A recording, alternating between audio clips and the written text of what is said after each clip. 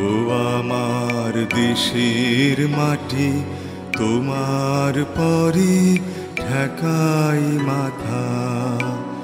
ও আমার দেশের মাটি, তোমার পরে ঠেকাই মাথা। আমার নাম আবু সালেহ। আমার পিতার নাম মরহুম আলম মিয়া। গ্রামের বাড়ি দক্ষিণ নেপসা, সাতকানিয়া, চট্টগ্রাম শহরে একটি নগরীয় আমি থাকি। বড় ভাই মরহুম অধ্যাপক আবু সুফিয়ান, তিনি এডিশনাল সেক্রেটারি হয়ে মৃত্যুবরণ করেন। আমি সাতকানিয়া হাই স্কুলে পড়াশোনা করি, মাঝখানে রাজশাহী কলেজ স্কুলের ছাত্র ছিলাম। আবার সাতকানিয়া হাই স্কুল থেকে ম্যাট্রিকুলেশন পাস করি। 1956 সালে। 52 সালে কোথায় ছিল? 52 সালে আমি ছিলাম রাজশাহী কলেজ স্কুলের ছাত্র ছিলাম। তখন রাজশাহী কলেজ আর কলেজ স্কুল পাশাপাশি, সরকারি কলেজ এবং রাজশাহী কলেজ স্কুল পাশাপাশি, এবং সেখানে কলেজের ছাত্ররা বেশি মিটিং করলে কলেজ স্কুলের ছাত্ররাও সেখানে অংশগ্রহণ করতো, তার মধ্যে আমি একদম। তো 56 সালেই চট্টগ্রাম কলেজে বিজ্ঞান পড়ার জন্য অনুমতি পাই। সেখানে ভর্তি হই, কিন্তু বিজ্ঞান পড়ার নানা অসুখ বিসুখের কারণে আমার বিজ্ঞান পড়া হয় নাই। পরে চট্টগ্রাম নাইট কলেজ থেকে আমি আইকম পাস করি, commerce I.Com intermediate commerce pass করি। নাইট কলেজ মানে সিটি নাইট কলেজ? সিটি না, সিটিটাই পড়া হয়েছে, ওইটা সিটিটা নাম পড়া হয়েছে। প্রথমে এটার নাম যেন নাইট কলেজ। এবং 1900 নাইট কলেজ থেকে আমি সরকারি কমার্স কলেজ আগ্রাবাদে আমি অ্যাডমিশন নিই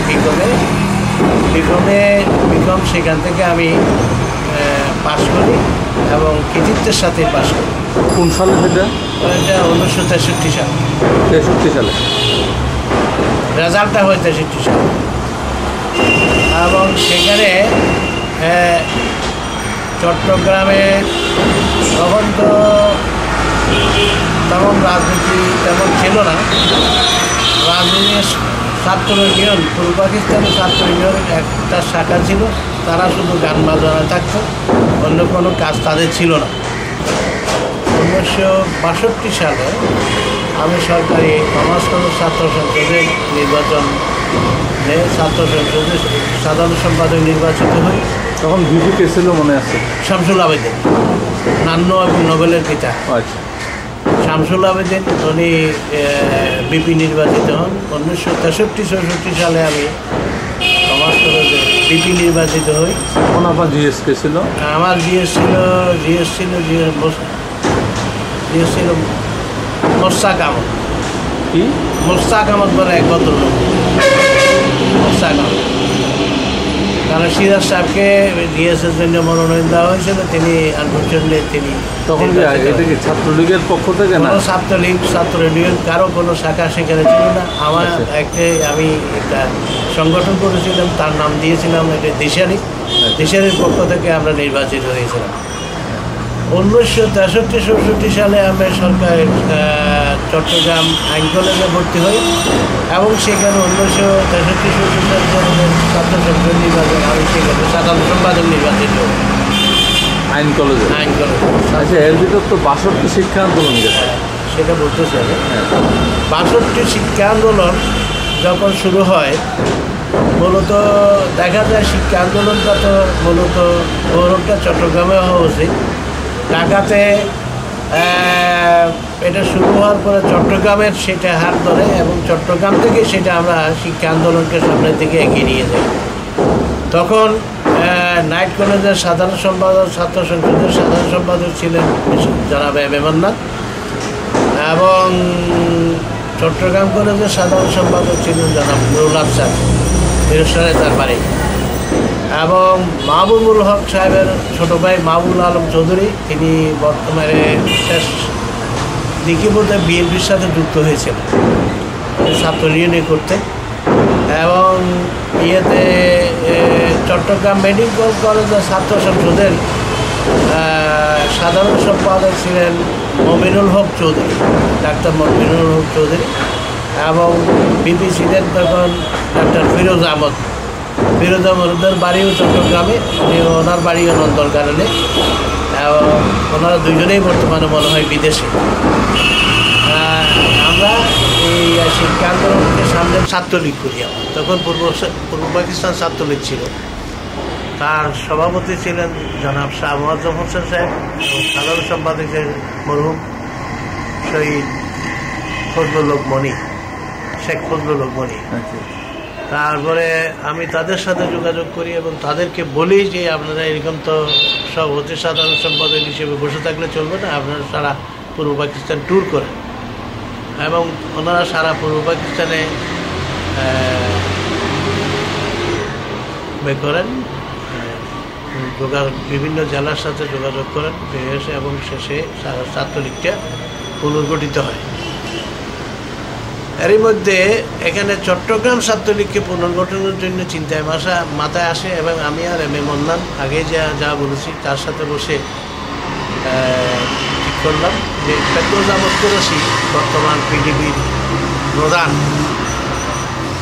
তিনি ভালো বক্তৃতা করতে জানতেন, কিন্তু যদিও একটু অকর্মণ্য টাইপের লোক, তাকে আমরা প্রথম আহ্বায়ক করি চট্টগ্রাম ছাত্রলীগ কোনো জেলা কমিটির আহ্বায়ক করি।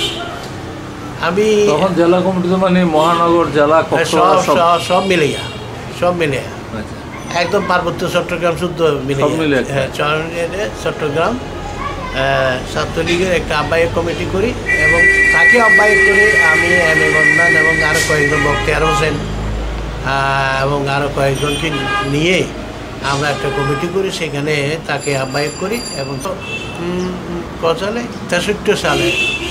63 সালে আবার এম এ মন্নান সাহেবকে আহ্বায়ক করি, চট্টগ্রাম জেলা ছাত্রলীগের প্রেসিডেন্ট নির্বাচন করি। আমরা কয়জনেই 3-4-5 জনে এটা করে প্রেসিডেন্ট নির্বাচন করি এবং তখন শহর ছাত্রলীগ চট্টগ্রাম শহর ছাত্রলীগের এটা দায়িত্বটা আমি নিয়ে নিই। আমি পরের বছর আমি জেলা ছাত্রলীগের সভাপতি নিজের কাঁধে নিয়ে নিই এবং আমার সাধারণ সম্পাদক নির্বাচন করা হয় মুসলিম ইনস্টিটিউটে। এটার কনফারেন্স করি, সাধারণ সম্পাদক নির্বাচনের আবু জাফর সাহেবকে, কক্সবাজার গোলারম্বারকে অ্যাক্টিং সেক্রেটারি হিসেবে তাকে মনোনয়ন দেওয়া হয় এবং সেই ছাত্রলীগের জন্য কিছু কাজ যথেষ্ট অবদান রেখেছে। চট্টগ্রাম বৃহত্তর চট্টগ্রাম জেলার এমন কোনো থানা নেই আমি যেখানে যাইনি, মানে প্রত্যেক থানাতে আমি কোনোদিন কারো কাছ থেকে কোনো চাঁদা গ্রহণ করে নাই। আমি টিউশনি করতাম এবং দিনের বেলা একটা চাকরি করতাম, নিজের এই ইনকামের পয়সা দিয়ে আমি এইগুলো সব করেছি। এবং সাংস্কৃতিক অঙ্গনেও আমি একটা শাখা করে সেখানে ছাত্রলীগের সাংস্কৃতিক অঙ্গনটাকে অগ্রসরমান করে নিয়ে আসি। আমার ছাত্রলীগে তখন দেখলাম কোনো মেয়ে নাই, সব মেয়ে ওইখানে ছাত্র ইউনিয়নের সাথে, ওরা সবসময় গান বাজানো করে, ওরা অনুষ্ঠানে যেতে পারে। হ্যাঁ, ওই তারপরে আস্তে আস্তে রাশিদাকে চৌধুরী এবং আমার হলো যে আমাদের আওয়ামী লীগ থেকে খালেদা যে এমপি হলো, এদেরকে এদের 11 বোন কি 7 কি 11 বোন, তারা আশকর দিকের দক্ষিণ পাড়া তারা থাকতো। একদিন আমি সেখানে তাদের বাসায় যে মেয়ে তো নাই, কী করা যায়, রাশেদা তখন পড়তো ওইখানে কলেজে, গিয়ে সেখানে বললাম যে আপনার তো অনেক মেয়ে, আমার 2টা মেয়েকে আপনি আমাকে দিয়ে দেন, ওরা আমার ছোটো বোন, ওদেরকে নিয়ে এবং যেখানেই আমার কোথাও যদি যায় আমার সাথেই যাবে, আমি রাত্রে হোক দিনে হোক আপনাদের এখানে আমি পৌঁছেই দেবো। ওই তাদের নিয়ে বিভিন্ন জায়গায় আমি গেছি, অনুষ্ঠান করছি। আস্তে আস্তে আস্তে মেয়েদের ভিতরেও আমি সংগঠনটা, তারা অবশ্য যথেষ্ট অবদান রেখেছে, কাজ করেছে এবং সেটা তারা গড়ে তুলেছে এবং তাদেরকে আমি আবার তাদের ঘরে পৌঁছাই দিতে যাব।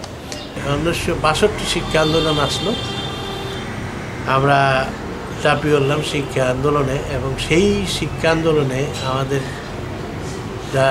ছাত্রলীগ ছাত্র ইউনিয়ন আমরা যারাই ছিলাম ছাত্র শক্তি ছিল মোহাম্মদ হোসেন খান, সবসময় ছাত্র শক্তির নেতা মোহাম্মদ হোসেন খান, ওনারা সবসময় আমাদের সাথে ছিলেন, কাজ করেছেন, যথেষ্ট অবদান তার বিশেষ করে তার আছে। নেমে উনি ছয় দফাটা সম্পর্কে তেমন কিছু না বললেও চট্টগ্রামে আমরা কিছুদিন পরে চট্টগ্রামে আমার মনে হয় জানুয়ারির এটা 1967 সালের জানুয়ারি কি ফেব্রুয়ারি হবে বোধহয়, জানুয়ারি কি ফেব্রুয়ারি মাসের 12 কি 13 তারিখে লালদিঘি ময়দানে ঐতিহাসিক লালদিঘি বিরাট একজন জনসভা অনুষ্ঠিত হয়, যে সেই জনসভায় এই 6 দফা পেশ করা হয়। আপনি আওয়ামী লীগে যোগ দিয়ে আমি ছাত্রলীগের জেলা শাখার প্রেসিডেন্ট তখন 66 সালে। হ্যাঁ, তখনও জেলা শাখা আমি ওইগুলো 3-4 বছর ছিলাম আমি। তারপরে সেই জেলা শাখার কনফারেন্স করে তখন আমি বোধহয় জেলা আওয়ামী লীগ সংগঠিত হয়েছে, জেলা আওয়ামী লীগের আমি প্রচার সম্পাদক আমাকে দেওয়া হয়েছে। সেখানে সেই সময় প্রচার সম্পাদক আবার জেলা ছাত্রলীগে আমি সভাপতি হিসেবে কাজ করতেছিলাম। 120 নম্বর আন্দরকিল্লায় বর্তমান জাসদ অফিস যেটা, সেখানে আওয়ামী লীগের অফিস ছিল, আজিজ ভাই সেখানে বসতেন। এখন এটা জাসদ অফিস নেই, এটা আর এটা কি হয়ে গেছে? আচ্ছা যাও, এখন যেটা হ্যাঁ ছিল জাসদ অফিস ছিল, সেখানে ওই আজিজ ভাই বসতেন। আওয়ামী লীগ অফিসের পিছনের যে অংশটা, সেই অংশটাকে ছাত্রলীগের অফিস হিসেবে ব্যবহার করতাম। এবং সেখানে আসতেন আজিজ ভাই, মরহুম আব্দুল খালেক চাচা, আজকে মিয়া আবু মোহাম্মদ ফারুকি চট্টগ্রাম লাইব্রেরির মালিক, উনি রিটায়ার করেছেন, গ্রামেই থাকেন। মাঝে মধ্যে বিভিন্ন অনুষ্ঠানে দেখা যায় ওনার ছবি টবি পত্রিকা আসে। মিয়া আবু মোহাম্মদ ফারুকি, তারপরে হান্নান সাহেব একটা পাকিস্তানি ইন্স্যুরেন্স কোম্পানিতে চাকরি করতেন, সাদত মিশনে তার অফিস ছিল। হান্নান সাহেব আসতেন, হান্নান সাহেব আলকরণে থাকতেন, এবং হান্নান সাহেব শুধু আমরা কজন মানুষ এখানে কাজ করতাম। তখন আমার এই একজন সিনিয়র, আমার এই ঘনিষ্ঠ বন্ধু যে মরহুম মুরিদুল আলম, তিনি দেওয়ানবাজারে থাকতেন, এবং সেখানে তিনি অবশ্য সক্রিয় রাজনীতিতে জড়িত না থাকলেও তিনি রাজনীতির শেকল যেটা বলে, সেই শেকল নিয়ে সবাইকে ছাত্রদের সাথে যোগাযোগ রাখতেন, এবং আওয়ামী লীগ রাজনীতির পেছনের দিকে তার যে অবদান, এটা অবিস্মরণীয়। তা আমাদের সাথে যারা ছিলেন, আমার সাথে বললাম জনাব সিরাজুল ইসলাম, প্রফেসর শায়েস্তা খান, ওরা আমার সাথে ছিলেন। এবং সিরাজুল ইসলাম সাহেব ব্যবসা করেন। আমার প্রফেসর নাজিমুদ্দিন, অধ্যাপক নাজিমুদ্দিন, তাকে জেলা ছাত্রলীগের সভাপতি করেছিলেন। না, আমার সেক্রেটারি ছিল যে, আমার সেক্রেটারিতে কাজী আবুল জাফর ছিল না, আমার সেক্রেটারি ছিল যে নুরুন নবী চৌধুরী, নোয়াখালীর নুরুন নবী চৌধুরী, মিরসরাই নুরুন নবী চৌধুরী। সেখানে একটা ইউনিয়ন পরিষদের চেয়ারম্যানও ছিলেন অনেকদিন। উনি দারোগাহাটে ওনাদের বাড়ি আছে, উনি সেখানে থাকতেন। আমার সাধারণ সম্পাদক ছিলেন। হ্যাঁ, ওইটা কাজী আবু জাফর না, কাজী আবু জাফর কি করেছিলাম যে প্রফেসর নাজিমুদ্দিন সাহেবকে যখন সভাপতি করি, তখন কাজী আবু জাফর সাহেবকে সাধারণ সম্পাদক করা হয়। কিন্তু সেখানে সে কোনো কাজই করে নেই বলে তাকে সে বাদ দিয়ে গোলাম রব্বানকে অ্যাক্টিভ এখন ঠিক আছে না, তাই না? তখন এই মুক্তার আহমদ, তারপরের বছর নাজিমুদ্দিন সাহেব পরের বছর যেই দিন ছাত্রলীগের কনফারেন্স, সেটাও আমাকে অর্গানাইজ করে। হ্যাঁ, তারপর সেখানে যারা এসএম ইউসুফ, মুক্তার সাহেব তো নাই, উনি ইহাজত থেকে চলে গেছেন। ইউসুফ সাহেবকে চিন্তা করলাম, মুক্তারকে সভাপতি করে ইউসুফকে সাধারণ সম্পাদক করলে কেমন হয়। ইউসুফ যখন আসলো, তাকে বললাম, এখানে একটা সিঁড়িতে বসে, রাস্তার পাশে ওইদিকে নামার একটা সিঁড়ি আছে, সেখানে বসে তার সাথে আমি আলাপ আলোচনা করতেছিলাম। ইউসুফকে কোনো রকম মানাইতে পারে না। শেষ পর্যন্ত আমি তাকে বাধ্য করেছিলাম, দেখো তাহলে তুমি রাজনীতিকে একদম ছিটকে চলে যাবে, কোথাও কিছু থাকবে না। মানে 1969 সালের গণ আন্দোলনে ছাত্রদের নেতৃত্বে যে গণ আন্দোলন সৃষ্টি হয়ে পরে আওয়ামী লীগ এবং অন্যান্য দল সেখানে প্রগতিশীল দলগুলো অংশগ্রহণ করে, এবং সেখানে এই আমরাই নেতৃত্ব দিয়েছি এবং এই গণ আন্দোলনে আমরা এবং 1970 সালে শেষ পর্যন্ত আমাকে আওয়ামী লীগ থেকে পাকিস্তান জাতীয় পরিষদের জন্য মনোনয়ন দান করা হয় এবং সেখানে 1970 সালের 17ই ডিসেম্বর এই নির্বাচনটা নিয়ে লোহাগাড়া এবং চকরিয়া নিয়ে আমার এলাকা ছিল 26শে মার্চ অভ্যুদয়ের আগে 26শে মার্চের অভ্যুদয়ে সময় বঙ্গবন্ধু সম্পূর্ণ স্বাধীনতা ঘোষণা করে সে আনোয়ারা হয়ে আবার সাতকানিয়া হয়ে পার্বত্য চট্টগ্রাম পার হয়ে আমি ইন্ডিয়ার মিজোরামে অঞ্চলে দামাগিরিতে চলে যাই। সেখানে আমার সাথে ছিলেন জনাব আখতারুজ্জামান চৌধুরী সাহেব, উনিও পার্লামেন্টের সদস্য ছিলেন, এমপিএ ছিলেন। উনি দিকে কলকাতার দিকে চলে যান, আমি দামাগিরিতেই অবস্থান করি এবং সেখানে ট্রেনিং ক্যাম্প চালু করি এবং মুক্তিযোদ্ধারা সঙ্গে সেখানে যারা শরণার্থী তাদের জন্য ভারতীয় সরকারকে অনুরোধ করে তাদের জন্য ওখানে আবাসনের বন্দোবস্ত করি। সেখান থেকে জওয়ান মানে যুবক শ্রেণীর ছেলেদেরকে সংগঠিত করে আমি দামাগিরিতে ট্রেনিং ক্যাম্পের মাধ্যমে ট্রেনিং দিয়ে তাদেরকে পার্বত্য চট্টগ্রামের মধ্য দিয়ে যে যুদ্ধে পাঠিয়ে দিই এবং আমি সেখান থেকে যুদ্ধ পরিচালনা করতে থাকি। আমিও দেরাদুনে ট্রেনিং গ্রহণ করি এবং সেখানে আমার সাথে পরিচয় হয় জেনারেল ওবানের সাথে। তিনি দেরাদুনে গেরিলা ওয়ারফেয়ারের ট্রেনিং ক্যাম্পগুলো পরিচালনা করতেছিলেন এবং তাকে আমি তখন অনুরোধ করেছিলাম যে আমি একবার ওদিক দিয়ে মিজোরামে আসি, আপনি যদি ওদিক দিয়ে আসেন একবার তাহলে আমি অত্যন্ত উপকৃত হব, উৎসাহিত হব, আমার মুক্তিযোদ্ধারা সাহস পাবেন। এবং সেই হিসেবে তিনি ওদিক দিয়ে আসছিলেন, আমাদেরকে দিয়ে মিজোরামে চলে আসছিলেন, আমার কথা দিয়েছিলেন, সেই হিসেবে তিনি এখানে আসেন। তারপরে আমি আমাদের মরহুম শহীদ শেখ ফজলুল হক মনিভাইকে অনুরোধ করেছিলাম যে উনি যাতে আমার এদিক দিয়ে আসেন। তিনি ছিলেন ইস্টার্ন কমান্ডের আমাদের যে কমান্ড সৃষ্টি করা হয় সেখানে উনি ছিলেন কমান্ডার, আমি এম.এ. মন্নান, আমরা এবং আরও দু একজন বিভিন্ন জেলা থেকে ডেপুটি কমান্ডার হিসেবে কাজ করতেছিলাম। ভারত সরকারকে অনুরোধ করছিলাম যে পার্বত্য চট্টগ্রামে অ্যাকশনটা করতে একটু কষ্ট হচ্ছে, তারা যাতে হেলিকপ্টার গানশিপের বন্দোবস্ত করেন এবং তারা আমার অনুরোধ রক্ষা করেছিলেন। 5ই ডিসেম্বর ওখান থেকে আমি এখানে চলে আসি, বান্দরবনে চলে আসি। হ্যাঁ, বা হেলিকপ্টার যোগে আসি এবং আমার অন্যান্য 3টা কলাম দিয়ে আমরা এখানে মার্চ করি। বান্দরবন হয়ে আপনারা মার্চ করেন? হ্যাঁ, আমি দক্ষিণ কলামে নেতৃত্ব দিই। তা আমার সাথে কর্নেল নারায়ণ ছিলেন, ইন্ডিয়ান, যারা আমাকে সাহায্য করে। হ্যাঁ, আর 3 কলাম কে ছিল? তারপরে মধ্যম কলামে মনিভাইকে বললাম এটার নেতৃত্ব আপনি দেবেন। শেখ ফজলুল মনি ওদিকে মধ্যম কলামে রাঙ্গামাটি হয়ে আসছেন এবং উত্তর কলামে আমাদের আর এরকম রাজু বলে আমাদের ঢাকার এক ভদ্রলোক রাজু, তার না জেনারেল ওবানকে নিয়ে আমি চট্টগ্রামে আসছি। ইতিমধ্যে দেখা যায় উত্তর দিক থেকে কলাম এসে আমি 14 তারিখ রাত্রে মেরিন একাডেমি দখল করি। ওদিকে সমুদ্রে আমাদের মুক্তিযোদ্ধারা সমুদ্র দিয়ে ফজলুল কাদের চৌধুরী এবং তার পরিবার নিয়ে পালাচ্ছিলেন, তিনি সেখানে ধরা পড়েন। তাকে এখানে নিয়ে মেরিন একাডেমি নিয়ে আসি। তারপরে সেই মেরিন একাডেমিতে তাকে আমরা আমাদের বাংলাদেশ সরকার তখন মনিভাই তো মধ্যম কলাম দিয়ে রাঙ্গামাটি হয়ে আসতেছে। তার আগে কিন্তু আমি এখানে পৌঁছে গেছি। আপনি আগে? হ্যাঁ, পৌঁছে গেছি। তারপর সকালবেলা মনিভাই 16 তারিখে আসছেন কিন্তু রাঙ্গামাটি হয়ে আসছেন।